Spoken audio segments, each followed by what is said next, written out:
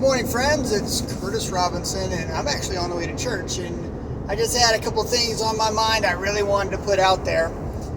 First of all, for the folks out there who are on your way to church as well, God bless you. I think it's great to surround yourself with other people who are of similar belief and ultimately worship with them. I think that's a great thing. For those of you that are not on your way to church, and maybe you don't go to church, you can have your own relationship with Jesus Christ. I would recommend that when you're ready, that you do that. And who knows, it may lead to something greater. For those that deny God or are angry with God or hate God or just for some reason can't believe that there's a God, you know what? You are probably pretty good people. I may not know you personally, but I'm betting that God has written on your heart the morality of this world, and you know what's good and you know what you should do, and you're probably a good husband or a good father, a good mother, a good wife. I have a feeling that you're probably pretty good people, which leads me to ultimately say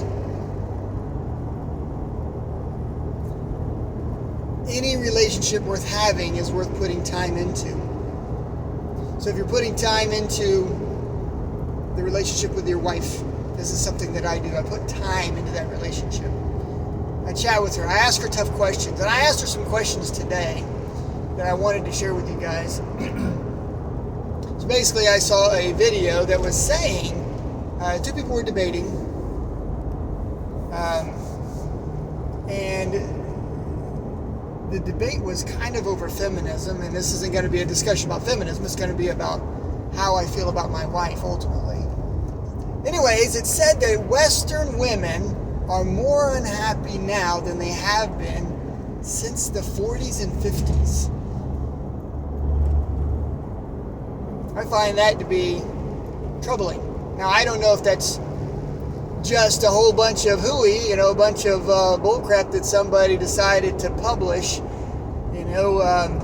but the experts in the debate cited their sources and said there were psychological studies and that there was all sorts of research on this matter. I haven't done the research myself, but it got me thinking.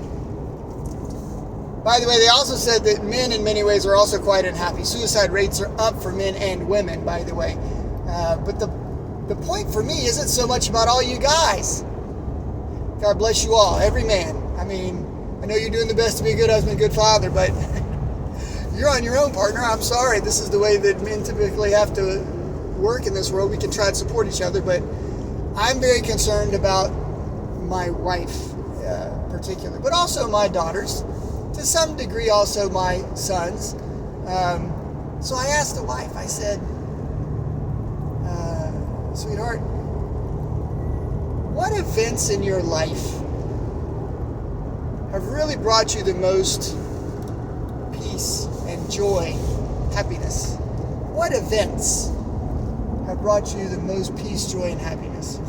She kind of looked at me sideways. She's kind of like, I know in her mind she's looking for the right answer. And the right answer isn't necessarily the most honest answer. Of course, I would have loved for her to say, well, first and foremost, when I married you, happiest day of my life. That would have been great. She didn't say that. Maybe she was going to say, the birth of my children. She didn't say that either. She thought about it for a minute. And I said, okay. While you're thinking about that, what events or decisions that you've made have brought you the most discomfort, displeasure, or maybe chaos, maybe stress in your life? What were those events? If you went back to thinking, and in my head I was going, don't say you, don't say the husband, don't say the husband, right?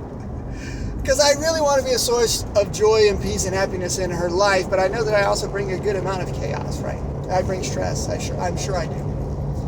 Then I thought, well, don't say your kids. The kids bring us stress and some frustration and chaos. Sometimes even disappointment happens. I know it's disappointing at times for my parents. But she thought long and hard about it, and she did not want to answer. And I don't know if it was because she couldn't easily quantify, measure these things and say, this was that or this was that. Because let's be honest, let's say that the answer was kids. Kids were by far the happiest and most joyful moment. Their birth was amazing. But then they also brought me the most grief, sorrow, and trouble along the way. Those could happen at the same time. So I wanted to give her a little bit of perspective. So I said, sweetheart, would it be okay if I gave you some context? She said, yeah, give me some context. Help me out here. I said, okay. I said, there was two people debating, and they were talking about these studies where women have been less happy now in modern times than they were 40, 50 years ago, 60 years ago. And she goes, okay. And I said, what do you think has contributed to that? Why are Western women, and we weren't talking about men at the point, but why are Western women more unhappy now? The first thing she says was, well, Curtis, I'm not a feminist. Kaboom, right? I'm like, well, I didn't tell her that. Didn't tell her it was about feminism. I didn't tell her that there was a feminist debating a conservative. But she just kind of knew immediately. She said, I'm a traditional woman, and I'm happy being a conservative and traditional woman. I like being a mother. I like being a wife. I like being a stay-at-home mom. Now, don't get me wrong, friends. My wife ran a multi-million-dollar business when we owned our counseling practices. I opened it up, I built it, I ran it, and after about halfway through, about 50% of the way through, she went from being the CFO in charge of finance to being the CEO. I stepped back. I went on and I did some other things. I went and did more of the behind-the-scenes stuff. I did that because honestly, it was very stressful for me, and I think I was making, because I was under so much stress, I think I was making her life more stressful. So I stepped back and did a lot of behind-the-scenes stuff. I was still the chief operating officer, but she was the chief executive officer. I mean, I was very hard for me to let go of the reins, but I thought it was probably the best thing to do. Needless to say, she ran that business very, very well for several years. We made a lot of money, which is pretty great. But she didn't say that gave her joy, and I knew in my heart, based on our numerous discussions, that being in business was not making her happy. So it's interesting that she said, Curtis, I'm not a feminist. I like being a stay-at-home mom. I want to be a mother and a wife. And next is she really, really wants to be a grandmother. We don't have kids that are married yet. So we're kind of in a position where we don't have any grandchildren yet. But friends, I wanted to share with you, number one, how insightful was it that she didn't give me the answers I was looking for, and instead reaffirmed that her choice, whether it gives her stress or alleviates stress, whether it gives her joy and peace or whether there's chaos and disappointment, her choice is to be a conservative woman. It's what she wants. Maybe it's upbringing, maybe it's training, maybe it's written on her heart by God.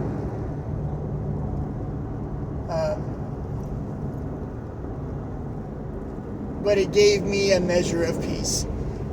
I wanted to know the answers. I'm concerned about her mental health, are you happy? Are you at peace? Do you feel empowered? Are we on the right track? I'm looking for information. I gather data in huge amounts, and then I make decisions. And I'm checking in. A good husband might want to do that. Now, again, if you don't check in, doesn't mean you're a bad husband, but you may miss a lot if you don't check in with the woman. Vicky is, my wife is important, and I listen to the things she says, even if I don't always agree. I listen, I hear her, and then I analyze, I make decisions based on that information. To a lesser degree, I also listen to the kids. I want to know what they're doing at all times. I'm gathering data at all times. I'm making decisions at all times. Do we do something nice for them, or do we make them earn it on their own, or do we reward certain activities or punish other bad decisions? These are always things that I'm doing. But in the end, friends, the point of this entire video, if you haven't picked it up at this point, is that I think men need women, and I think women need men. And I think that whatever your role is, it needs to be agreed upon, negotiated, and sometimes revised. Sometimes we revise these roles. And when we do that and we communicate clearly, we can be at peace. For example, I saw the video and that discussion about the unhappiness of Western women and the high rate of suicide, and I thought, that's information that I can't dismiss. I should look into it. Let's start with the wife. I would love to have your insight on these things. I would love to hear what you think. Men, tell me, if you don't know, maybe ask your wife, but tell me what you think is working for your wife or even for your daughters. I'm curious about that in specific. Maybe we'll make another video about men and the young men, and the boys in the family. But women, if you're watching this video, educate us. Do so in a very reasonable way so that it's understandable. Men are pretty simple. Are you happy? It's kind of a yes or no answer if we had it our way, but it's almost never going to be yes or no. It's going to be, well, sometimes. Are you happy now? Well, in some cases. There's not a firm answer. It's hard for a lot of men, particularly it's hard for me. So if you can break it down and help us understand, number one, in your life, if you are at peace, joyful, happy, when are you? What helps you to accomplish that? And how in the big picture does that all work for you? Then on the other side, the flip side, when are you most unhappy, displeased, stressed, frustrated, angry, unhappy, and upset? When is that? And I would say that if you can present that in a way that helps us to understand, men will at least absorb it as information and try to make a better decision. We still might make the wrong decision. We still might not fix it. We might not correct anything. We might not change anything. We might get stuck in the status quo. But it will be impactful if you share it. And if you share it, I'll be grateful for you. Friends,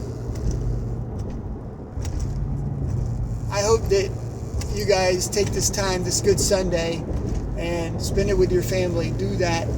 Again, if you're church going, man, yeah, go to church. If you're not church going, definitely spend this time with your family. Don't ignore your kids. Don't ignore your wife, men. Ladies, don't ignore your children. Don't ignore your husband. Spend time, invest in the relationship. I am currently on my way to church because I want to invest in the relationships of my other church members. I want to build relationships with them while I continue to seek after being a disciple of Christ. That's my goal today. I want to do that. Sure, there'll be times when I'll want to watch a little TV, or I may pick up the guitar and tinker around with that. I may also play a video game or hang out with the kids individually if we're in separate directions. But spend some time with the family. That's good advice. It might bring somebody peace, joy, and happiness if you contribute to their life today. Take care. God bless. Peace.